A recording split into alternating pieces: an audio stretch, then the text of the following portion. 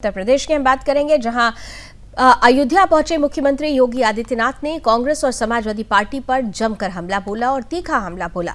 मुख्यमंत्री योगी आदित्यनाथ ने आस्था और अयोध्या के विकास को लेकर विपक्षी दलों पर गंभीर आरोप लगाए। मुख्यमंत्री ने कहा कि जो लोग आज आस्था और धर्म की बात करते हैं, उन्होंने ही अतीत में हमारी आस्था के केंद्रों के साथ ऐसा व्यवहार किया जिसे लोग कभी भूल नहीं सकते। मुख्यमंत्री जी ने आरोप लगाया कि कांग्रेस और समाजवादी पार्टी की सरकारों के समय तुष्टीकरण की राजनीति को बढ़ावा दिया गया और इसी कारण बहुसंख्यक समाज की भावनाओं की अनदेखी की गई है। सीएम योगी ने कहा कि इन लोगों ने हमारे पवित्र हनुमानगढ़ी की सीढ़ियों पर नमाज पढ़वाने का काम किया था।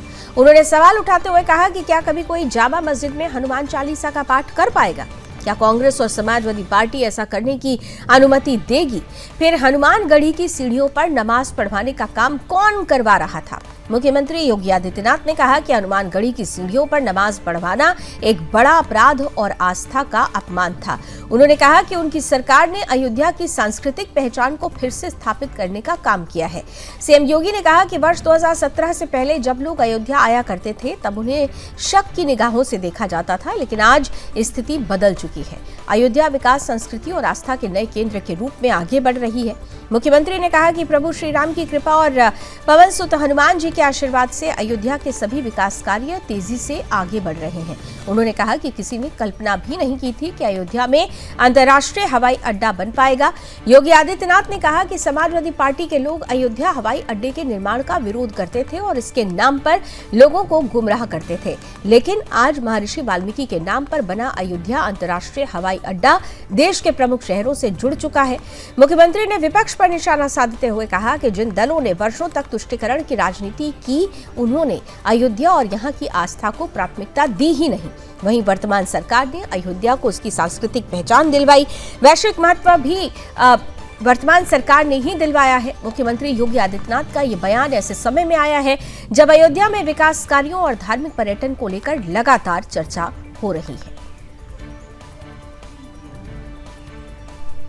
आस्था की बात करते हैं, याद करो ना, इन्होंने तो हमारी पवित्र हनुमानगढ़ी में इन्होंने तो वहां नमाज भी पढ़वाने का काम किया था। आप सोचो,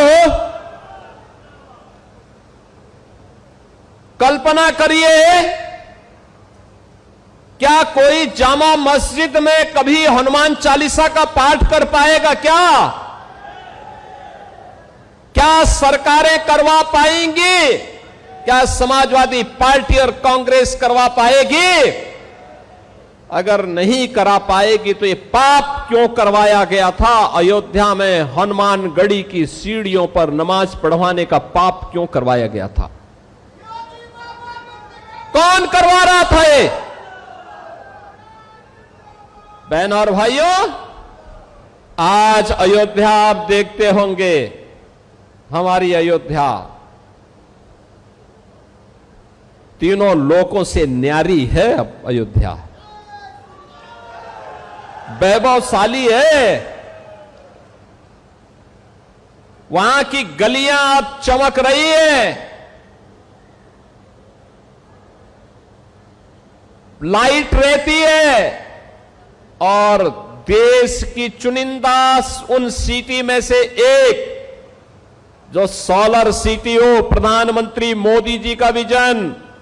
मोदी जी ने कहा कि सूर्य वंश की राजधानी है, तो सूर्य वंश की राजधानी भगवान सूर्य की रोशनी से ही रात्रि में भी जगमगाहट होनी चाहिए, और अयोध्या सोलर सिटी बन गई।